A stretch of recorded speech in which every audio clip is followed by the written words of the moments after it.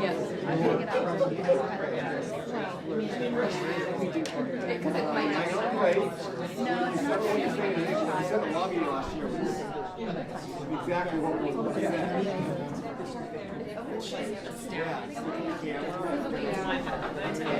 Make sure you tell them that you're a postal worker and not because you're not going to know anything. He's not going to know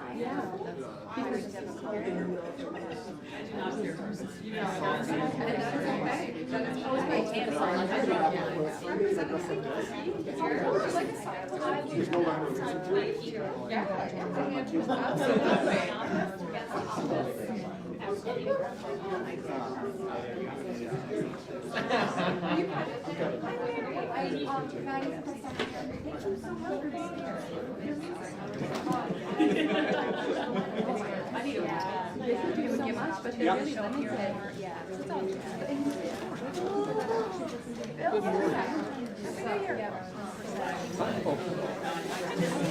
The old year wasn't all that great, so I have hopes.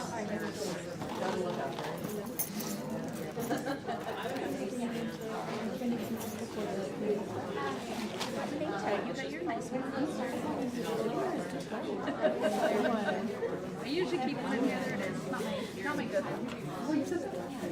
I need to order some actually. I gotta lost my good one. You've got your staff. I went to the washing.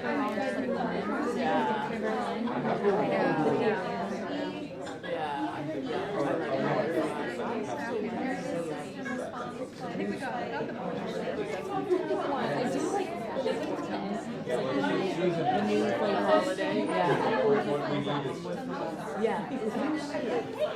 I'm an upstairs and a downstairs. I know.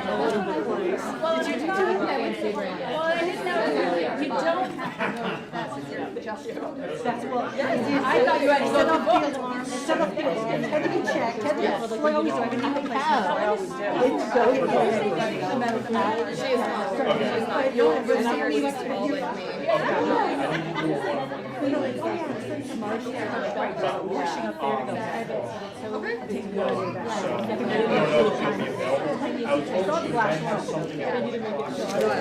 She might not be able to. I really need to get her to actually introduce one of these bills. Okay. So she might actually spend time tonight. She's booked solid until 3 p.m. Okay, yeah. So, and that's too late probably for your. Yeah, I gotta be on there at 5. So, yeah. Okay. All right. I'm sorry. It's all good. Thank you. Thank you. I appreciate it. I was gonna say, did you see that?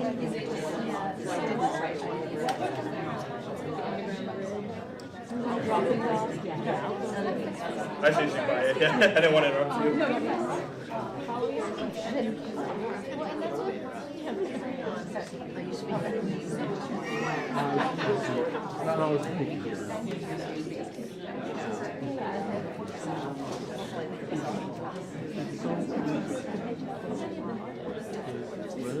That's a big, you tell me who to do it, and I'll just, I'll write something, just so, again, I just get something in on everything. Ready? I can stay today, so, at least get my time.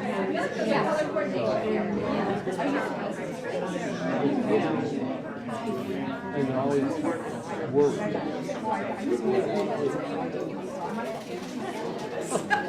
There's always a worry that I would say something. If I can't guarantee. I was talking to the gal that needs us up there.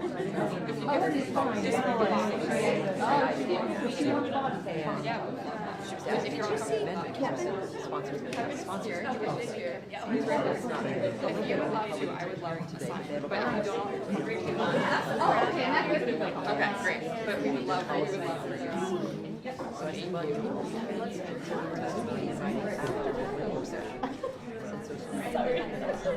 You go, oh my, oh, I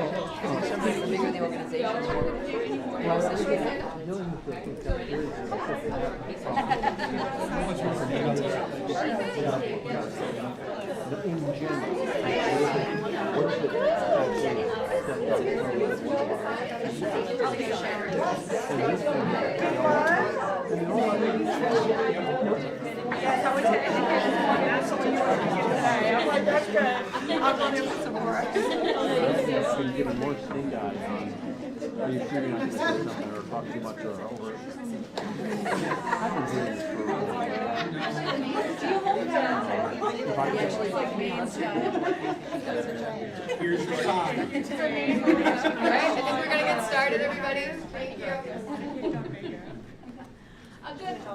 Good morning, afternoon. I forget where we're at right now. I guess we're approaching the afternoon here, aren't we? My name is Heather Martin. I'm the co-executive director for the Maine Association for the Education of Young Children. We represent the sector across Maine from birth to age 8. However, the role I will always lean on in this current position is my work 20 years as an early childhood educator. It's a time I will always treasure and why our organization and myself feel very passionate about supporting children and teachers at this critical age. It's also why I'm happy to introduce Senate President Mattie Daughtry, a strong champion for Maine's children, families, and early care and education workforce. Senator Daughtry understands that quality childcare and early learning spaces are both a cornerstone of of children's learning and well-being, and the small business sector that must be sustainable to meet the real needs of providers and families. That Senator Daughtry undertook a child care tour this summer, which we were so happy to see her going into spaces where children, educators, and families are to really learn about the challenges. It allowed her to also experience the firsthand joy and the connection and the sense of belonging that these early care and learning programs bring to Maine's children. As we look ahead to this legislative session, we value that Senator Daughtry is a key partner in advancing thoughtful, durable legislation that builds a strong child care system for families, children, and communities across Maine. I am very pleased to welcome Senate President Mattie Daughtry.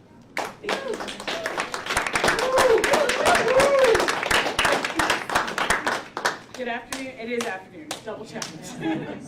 Good afternoon. I am Senate President Mattie Daughtry, and I am so glad to be speaking with you all today and joined by not only my amazing legislative colleagues, but the incredible superheroes who are here today, who are working every day to make sure that Maine kids have the best start in life.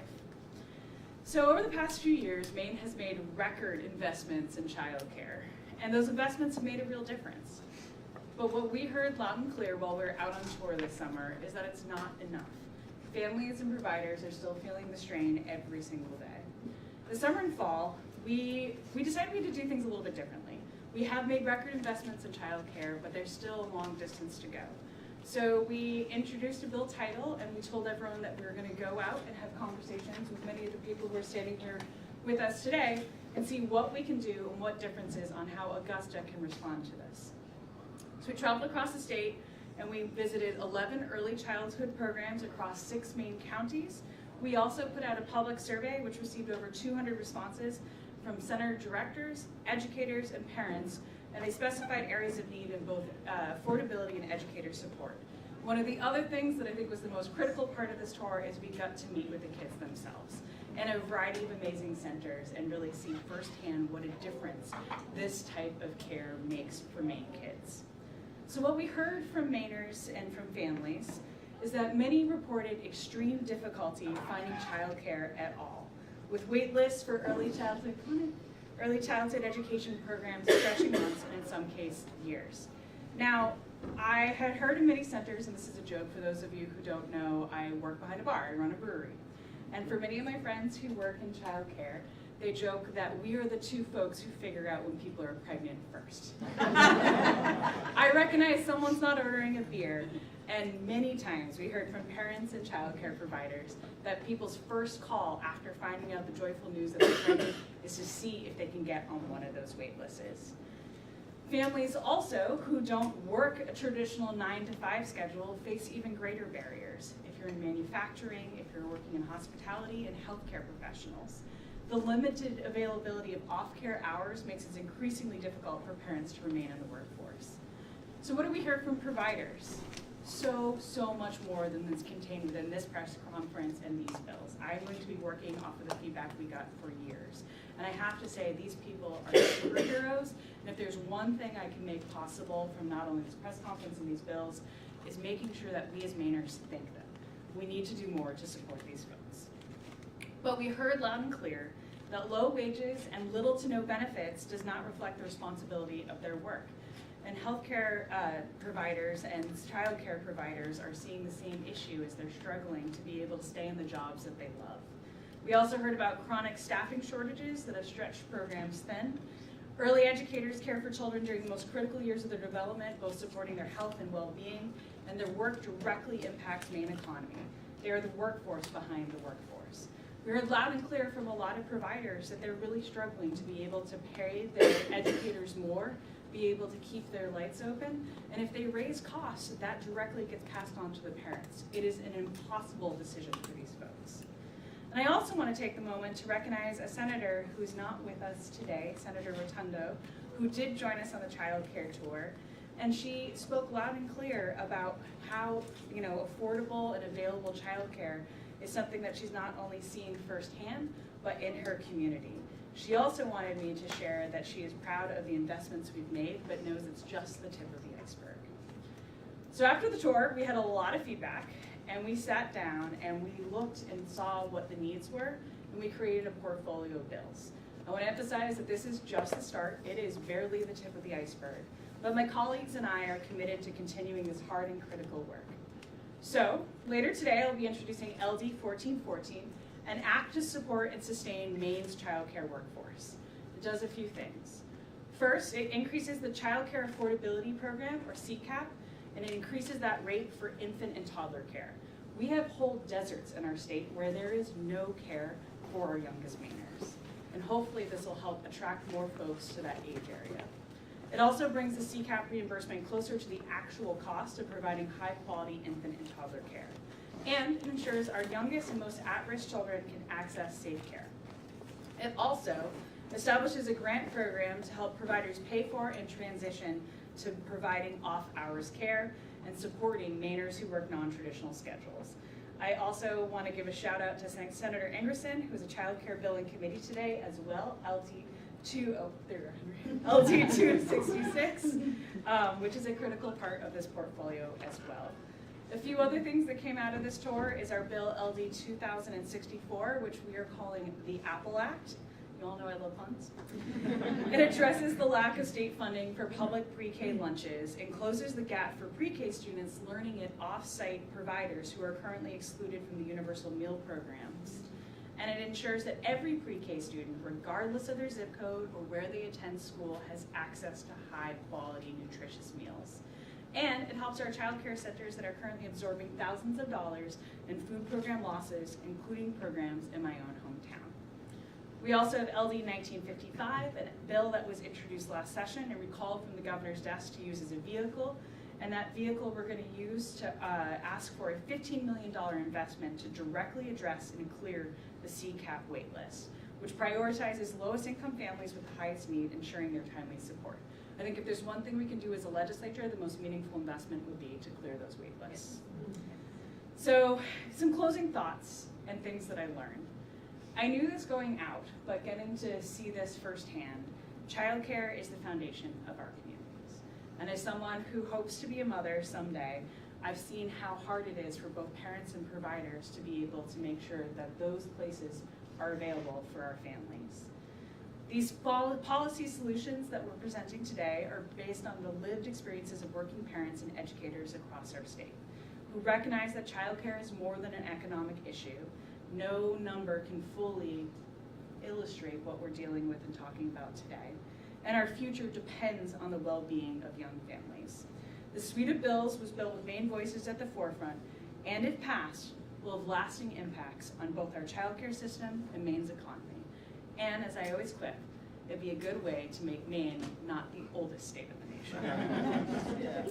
I'm really excited to hand it off to Kevin Reddy of Lewiston, who is a father of 2 young children, a member of the American Postal Workers Union Local 458, and also serves on the executive board of the Maine AFL-CIO. Help me welcome Kevin. Thank you very much. Thank you for inviting me to join you today. I am a proud union member and a postal truck driver. You might say I move the mail. And I'm here obviously as a dad. It's, I think, the most important and most difficult work I do, being the father of 2 young children. It's really important for our kids to get quality child care, but the cost of care is just too high for many working families like mine. It can easily cost $15,000 or more for a full year of tuition. And I know that people getting paid to provide the care are not making enough either. Working people need help affording the cost of child care. Otherwise, we're stuck barely getting by or falling further behind.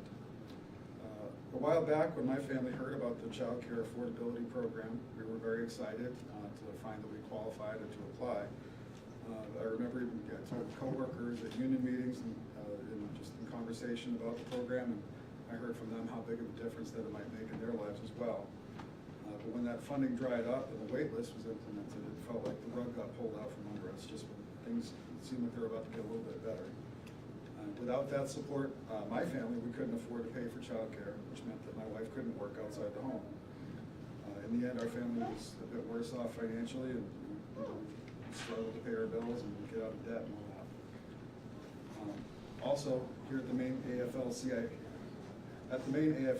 we've recently surveyed hundreds of workers about what their biggest challenges are, and the high cost of childcare consistently ranks near the top of the list. I know there are thousands of working families like mine that can benefit from this program.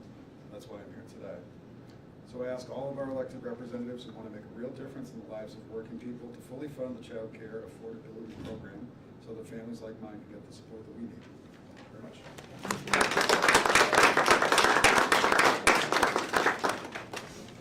Next, I want to pass it over to April Tardif. April is a Maine parent and a member of the Maine State Parent Ambassadors Program.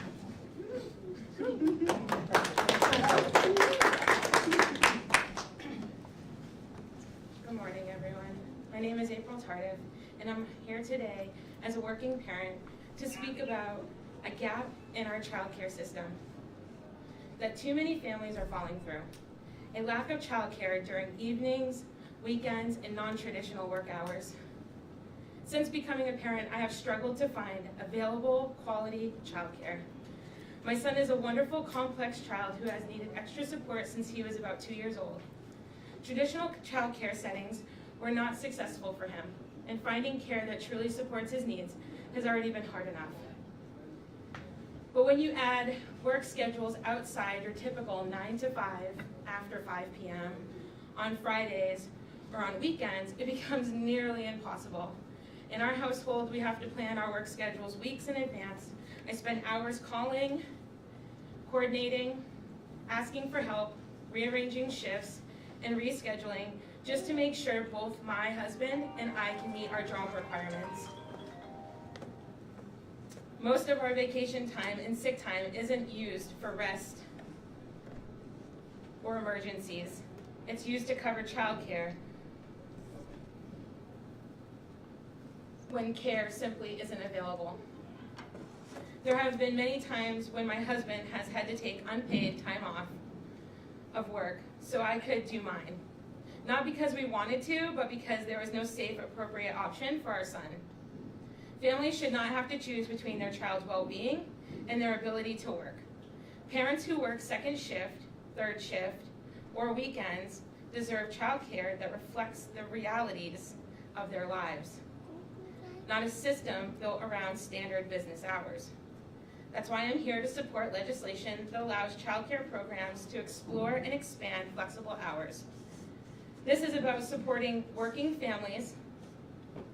Sorry about my son.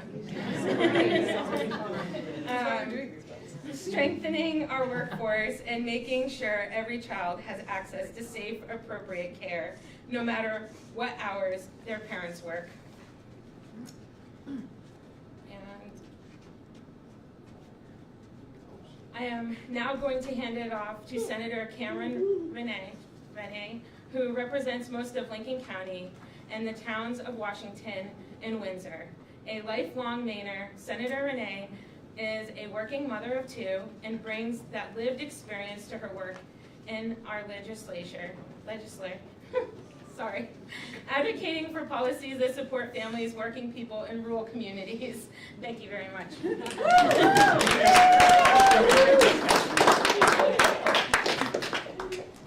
Thank you very much, April. Hi, everyone. I am Senator Cameron Rennie, representing District 13, most of Lincoln County, the towns of Washington and Windsor. You already just got a little background on me. I am, in fact, a mother who, prior to this, was also a school counselor in pre-K through 8th grade schools. This is such an important topic for so many people throughout our state. Childcare is very, very important for our working families. It allows us to work to support our families. And childcare, as we know, is very hard to find throughout the state. My own area is a childcare desert, and it is even harder to find affordable childcare, and especially difficult for people with young children, infants, and children with disabilities. I am very fortunate. My own son is on the autism spectrum, and when he was first diagnosed, my area actually has an amazing school for early childhood education. It's called Coastal Kids Preschool, and they save about 30% of their slots. Please correct me if I'm wrong. I know there's some people here. For students with disabilities. So I was able to get him into early childhood care that was meeting his needs.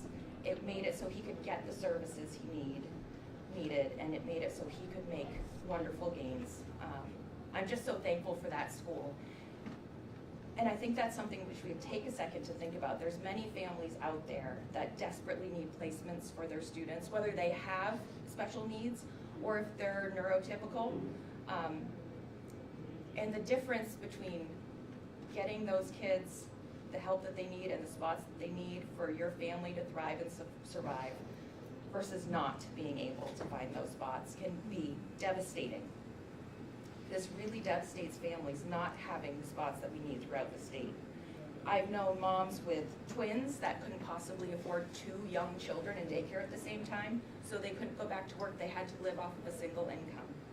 I've known many people, I'm saying this and I mean it, multiple, more than a few people who have delayed having second or third children because they could not have, or first children, oh gosh. I mostly hang out with moms. They've delayed having children because they cannot afford the expense of childcare in this state. This is a big deal. These are real problems that are affecting not only our families, but our local economies as well.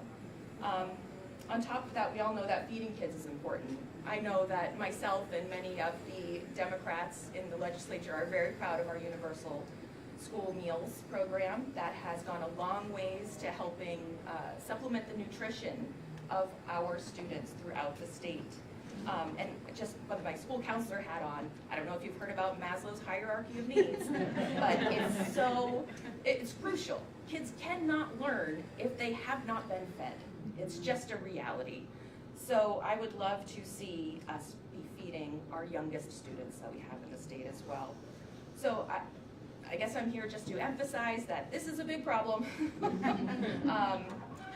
We need legislation that is designed to address these challenges to help our families in our economies, and I'm very thankful to President Mattie Daughtry for bringing many of these forward, including, I think, LD 1414, that might be coming up today. Yeah. Okay.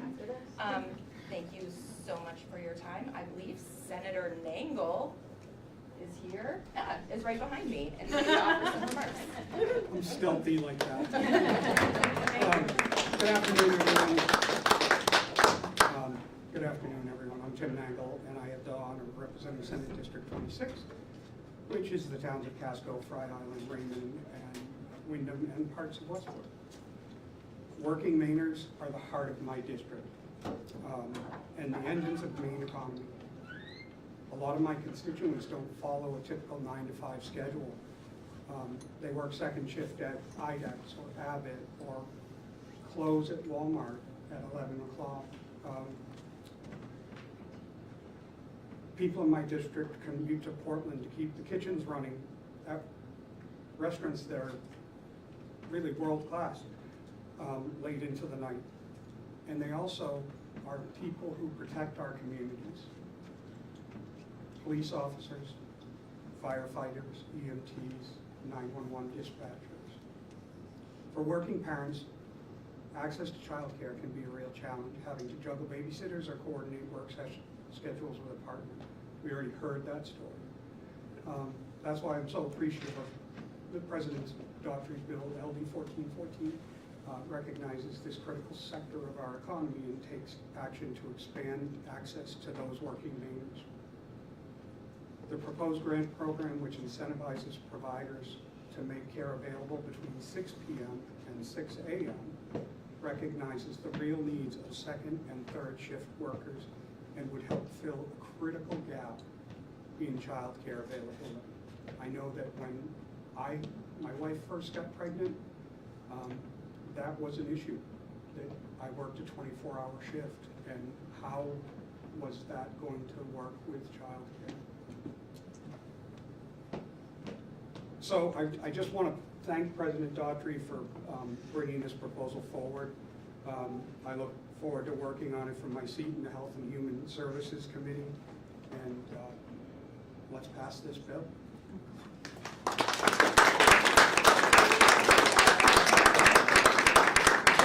Thank you to everyone who is here, and I really continue to look forward to this conversation continuing with our House and Senate members and all of the advocates here today.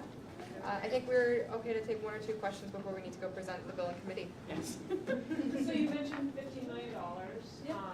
Any chance that's in the governor's supplemental budget, or would it be a bond, or where does that come from? I think the conversations about the budget are ongoing, but we wanted to make sure that we had this conversation about that type of funding in its own bill, because one of the things we've seen is the CCAP is a great program. It's the best use of our investment, and you hear me say that even with the other bills that we have, that the first and foremost thing we should do is clear the wait list. So I think it's important, regardless if it's something that's in the governor's budget, that we continue to have that conversation and shine a much needed light on this issue.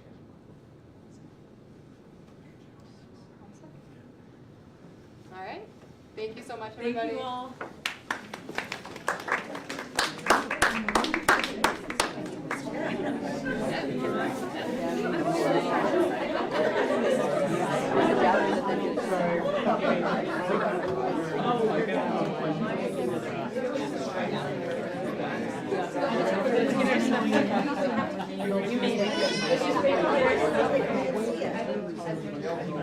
The hearing is going to be in the other